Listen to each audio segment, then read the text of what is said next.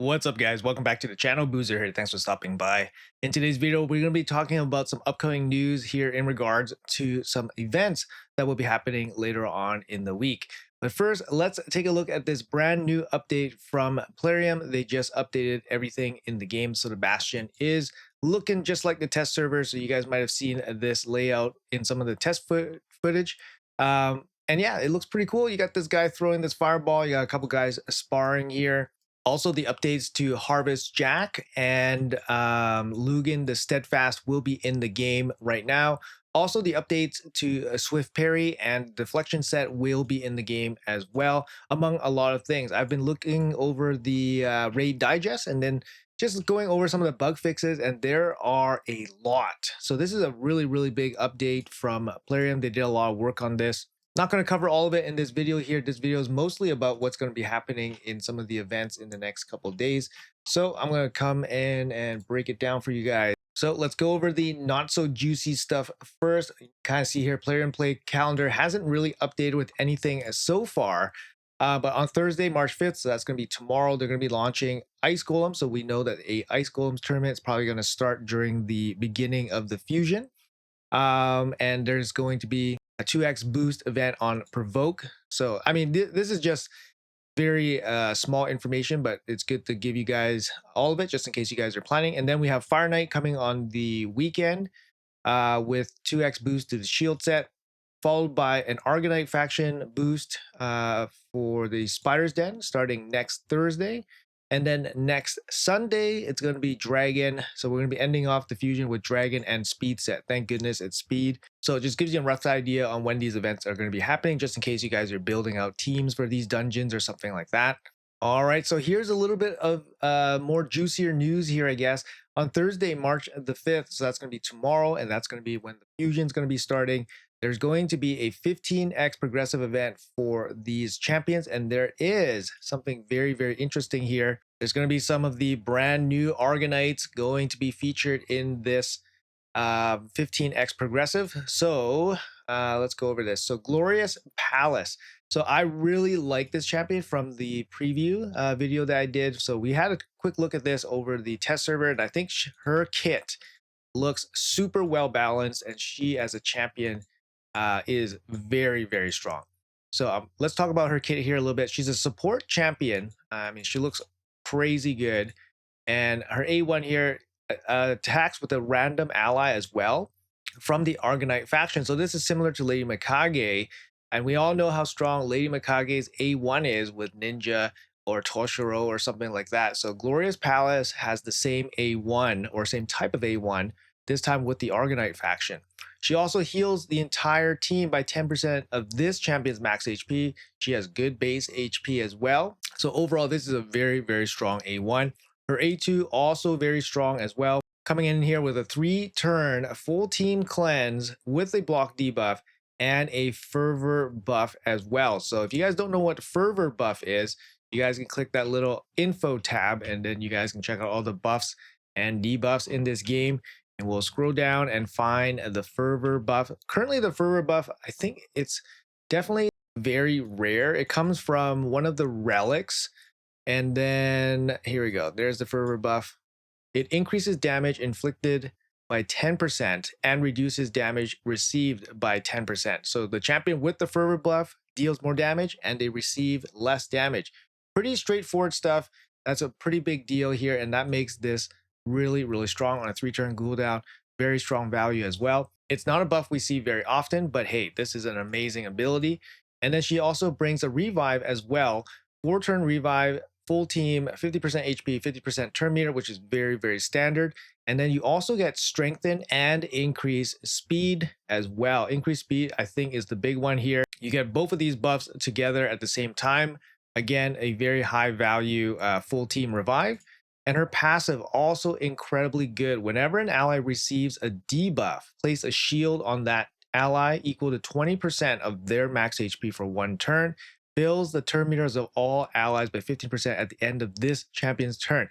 Is that crazy? I think that's really crazy. This really seems like an ability or a passive that begs for some kind of extra turn mechanic, right? Like relentless set, for example. Imagine her taking multiple turns. It's just going to be turn meter boosting like crazy. 15% turn meter boost at the end of the day is not massive, but it's actually still significant, right? So you can basically, just apply that 15% to like something like this, for example, right? If you use this ability and then your turn basically ends, you're going to get a 15% turn meter boost. So imagine a full team cleanse with a block debuff fervor, 15% turn meter. Like this ability just goes off the rails in terms of value. Ally resistance by 50. It's actually a really weak aura. Not only is it all resistance, the resistance value is actually quite low. It's only 50. So the aura is the weakest part about her kit, and I think it really sucks, to be honest. I would much rather have seen like speed in all battles, even if it was just like 19%. It would have been just amazing, and would have rounded out this champion really well. So she's going to be up for grabs as a non-void. We have Uzel of the Jade. He's from the Dwarf faction. Pretty cool champion. Not this one. Instantly, I knew it wasn't that one. But Uzel of the Jade, he has extra turn mechanics, and he benefits a lot from his extra turns. So you have the potential of, let's see, ignoring 100% of the target's defense if this skill was used on an extra or instant turn ability. Also ignore Stone Skin, will ignore shield, block damage, unkillable. So it's very interesting. He hits hard enough. But yeah, it's a little bit of a setup here for him, especially with the extra turn. He does have the ability to set himself up with the extra turns, but I think a little bit conditional, still okay nuker. Just seems like this game has so many nukers nowadays that this guy maybe falls off the radar a little bit. Up next, we do have Feral the Barkhorn. Feral, still very, very strong champion, very sought after here. I don't have this champion, the Christmas tree, but he's very, very strong in terms of a support champion. His passive brings you a lot of damage if you're under 4 or more buffs. Very good damage, very good resistance, accuracy boost. He brings increased resistance as well as perfect veil. Great for handling things like Chimera trials. Great for handling things like Hydra teams, just building around him. He also brings decreased accuracy and block buffs on all enemies.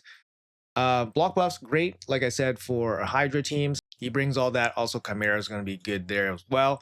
And then a single target decrease speed, better against Chimera than it is against Hydra, but still pretty good as a backup. But Feral's mostly here just to boost damage. Also brings a bunch of buffs, so you can put him in a protection set, and then he's just going to boost more damage from that set. So he's going to be up for grabs as well. And then from the Shadowkin faction, we have Mishinaki here. So Mishinaki, very good, like just utility champion. He does bring good damage himself. He's got an A1 HP burn, can hit pretty hard if you build him out. He's got passive here. Basically, he counterattacks a bunch with his A1. And since it hits hard, it's going to contribute quite a bit of damage. And then he brings a bunch of very useful debuffs here. He has the decreased defense, conditional decreased attack on a 3-turn cooldown. And he has a 3-turn cooldown strip and hex. The strip is useful. And of course, hex is definitely necessary for Hydra teams where you want to do big, big damage. Still a decent champion. He's going to fit into a lot of teams. I have one built. I use one myself on some of my full-time Hydra team. But at this point in my account progression, Mishinaki is more like a support champion that can pitch in some damage, right? But he's no longer like my main damage dealers on my Hydra teams anymore. But still a very, very good champion. Up next, we have the Dwarves. We have Brogni here. Brogni's still a very good champion as well. Good base stats. He's got the block debuffs on a 3-turn cooldown. Also increase attack and shield. Can grow the shield with a big hit here on his A2. The A2 is scaling off of his damage, which is a little bit unfortunate because you have to build him up with high attack, and his base attack's really low, so it's really, really difficult.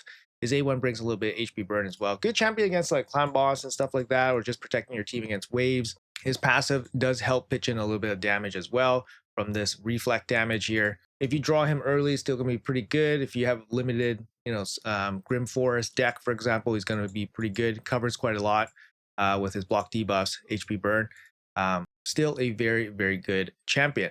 Now let's go into the Void champions here. We got another one of the brand new Argonites, and it's going to be probably the best one, the best Argonite, or one of the best Argonites, Storm Herald Hecaton.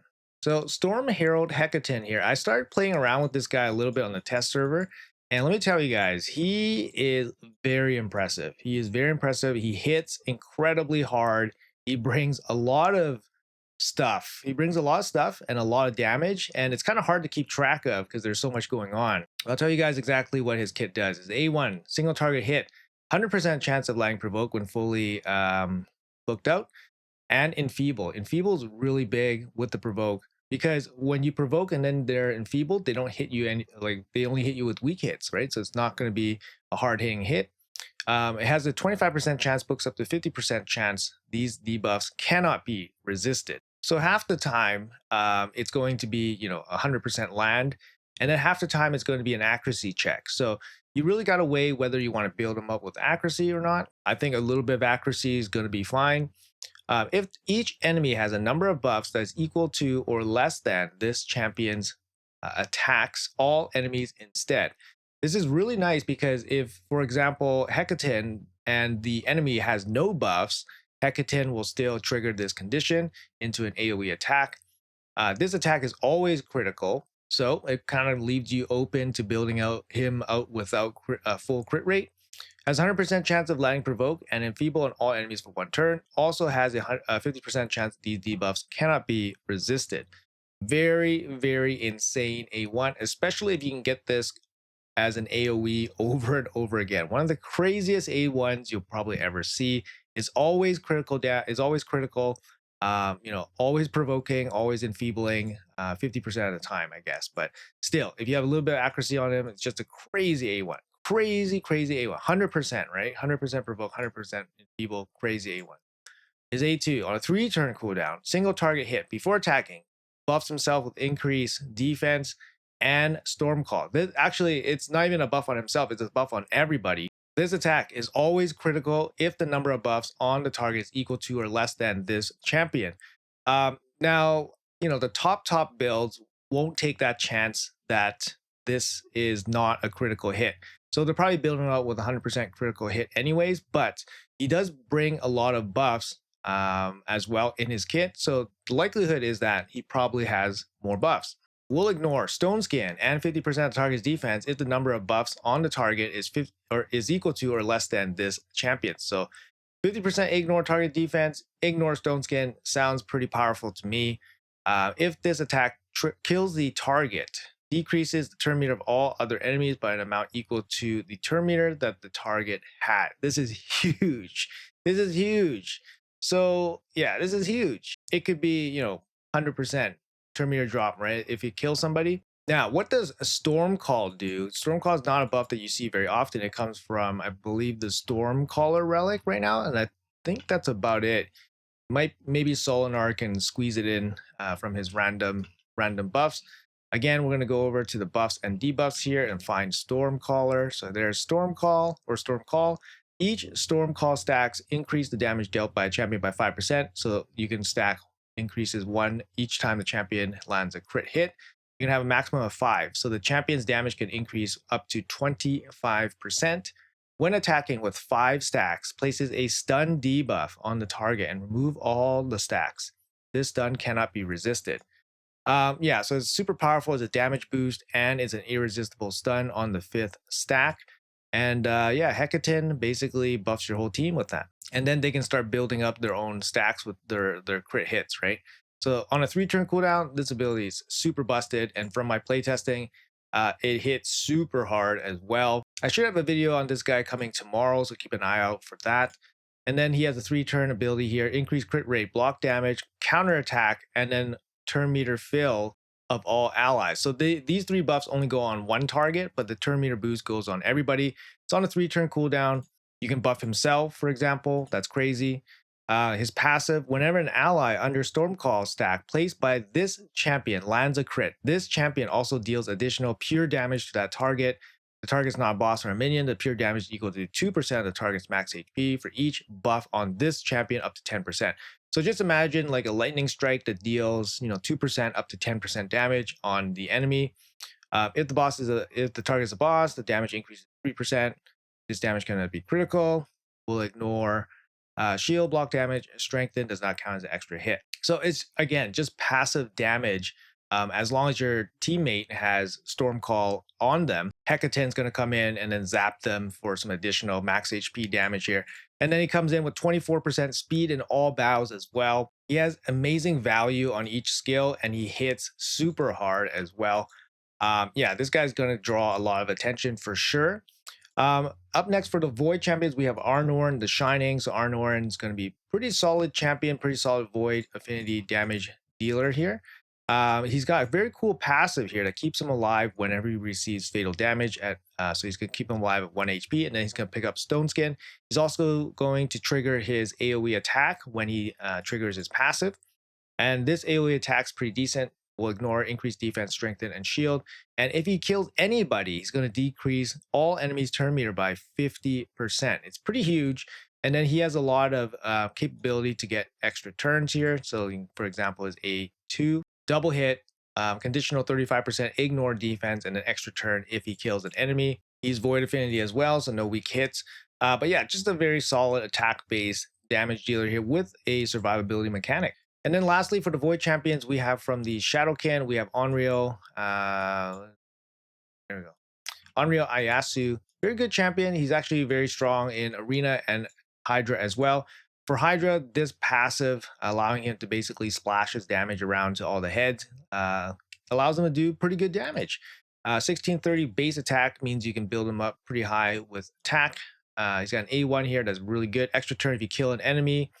You got an A2 here on a 3-turn cooldown with a block revive, which is very, very busted. It's going to get juiced up if they have debuffs on them. And then he's got an A3 here on a 3-turn cooldown, ignoring Stone Skin, 50% of the target's defense, shield, and strength. This ability is actually nuts, right? And like if you just read this ability on a 3-turn cooldown, it's like, wow, that's nuts. Yeah, 50% ignore defense and then ignore all this stuff. You might as like, too bad it doesn't ignore like block damage or unkillable. You could put just more stuff here, but this is a crazy ability and he's Void Affinity as well, so he's not going to weak hit or anything like that. But yeah, really cool champion. There's a lot of good damage dealers here for Shadowkin though. So that's Onryo. After that, for the epic slots, we have some pretty good champions here. We got Geomancer, for example. Lockwing could be a piece for a Mikage fusion if you guys are still working on that. We have Demitha here as well if you guys still need her. Tarage, very good epic champion, and then as well White Dryania for the Voids. So a lot of reasons here to pull shards for this progressive. Obviously, Palace is very, very good. I would love this champion. And of course, Hecaton would be amazing as a pickup if you can pick them up. This progressive event's going to be lasting 4 days as well. So it's going to last through the weekend, guys.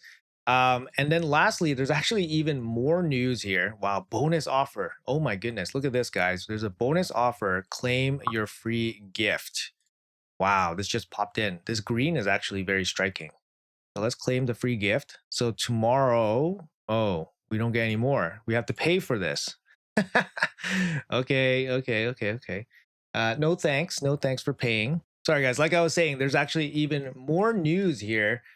So we have that progressive that's happening through the weekend. And now, starting on Thursday, tomorrow, same time as the progressive, we're planning to launch a extra legendary event for Ancient Shards, guys. So Ancient Shards are going to be giving us 2 Legos for the price of 1.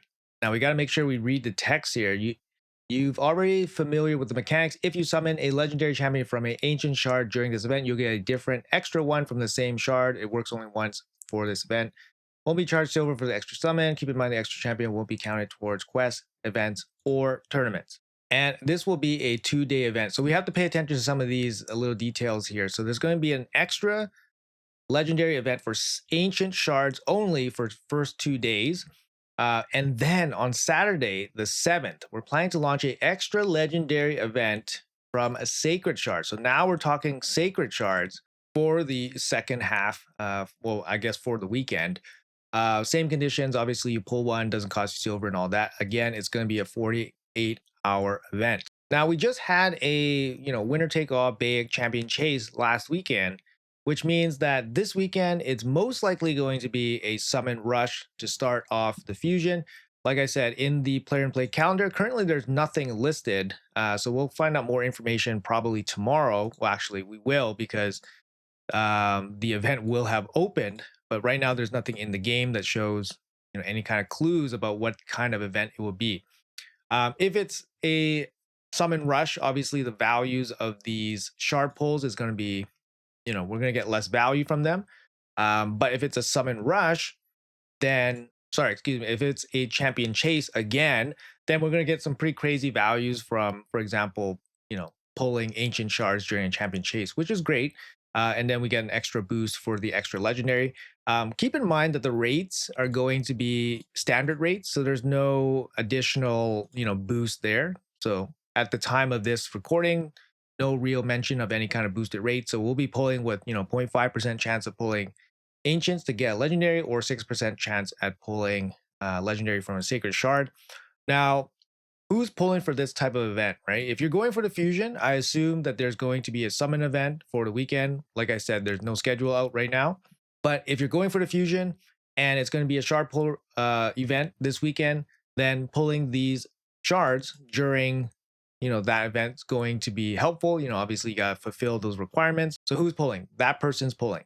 Another person that's pulling is if you're close to Mercy. Let's say you're not interested in the fusion, but if you're close to Mercy on your ancient shard, let's say you're like 190 since your last, legendary, you'll pull 10, 15, 20 ancient shards just to hit the double. That's pretty good value.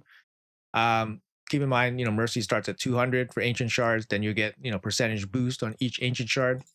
Sacred shard is a little bit more dicey because Mercy is not as impactful. Every sacred shard after your 12th one, you're only going to get 12% boost.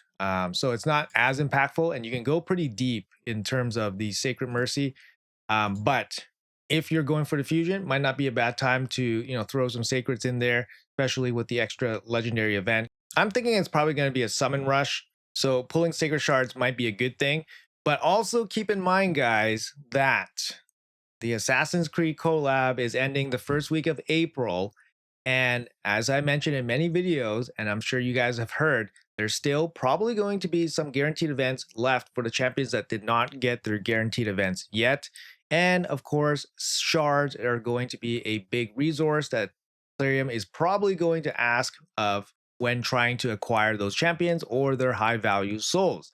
So if you're not going for the fusion and you're not close to Mercy and you don't really have a really good reason of pulling other than just gambling, then maybe saving your shards might be in consideration if you wanted those other rewards. Anyways, guys, that's gonna be it for the video. A lot of info here, guys. You guys are all caught up on the news. Personally speaking, I'm pretty excited for these events because I think I'm pretty deep in my Mercy for my shard pulls for both ancient and sacred shards, and I will be going for the fusion on both my accounts. And if there's a summon event related to the fusion, this is, really, there's a lot of stuff happening that's giving you a lot of value. So I will most likely be participating in these pull events. And although I really would like to get my hands on Hecaton, trying to go for a 15x Glorious Palace would be also amazing as well. So excited for that. But obviously the chances during those progressive events is not very good. So keep your expectations in check and all that. Also pulling off boosted rates, not the best. But anyways, guys, you guys are all caught up. Thank you guys so much for watching. Hopefully you guys have a great